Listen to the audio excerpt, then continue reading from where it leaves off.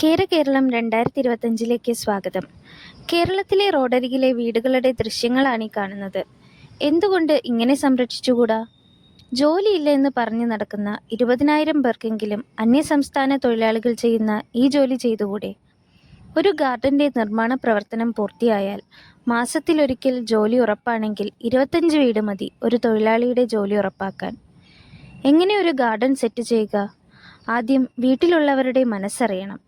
Kidney stone മാറ്റുന്നതിലും മുടി വളരുന്നതിലും specialise ചെയ്യുന്ന homeo doctor Krishnakumar സാറിനും ഓട്ടിസ ചികിത്സയിൽ സ്പെഷ്യലൈസ് ചെയ്യുന്ന മകനും ആഗ്രഹം മുറ്റത്ത് ധാരാളം പക്ഷികൾ വന്നിരിക്കണം, വീട്ടിൽ ആവശ്യമായ പച്ചക്കറികൾ കിട്ടണം, അത്യാവശ്യമെങ്കിൽ ശുദ്ധജല മത്സ്യങ്ങളെയും വളർത്തണം എന്നതാണ്.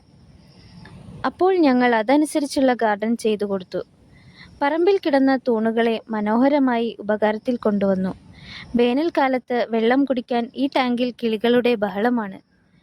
20,000 തൊഴിലാളികൾക്ക് വർഷത്തിൽ 700 കോടി രൂപ വേണമെങ്കിൽ 2,000 കോടി രൂപയുടെ പച്ചക്കറി ഇവരുടെ പ്രവർത്തനത്തിലൂടെ കേരളത്തിൽ ലഭ്യമാകും.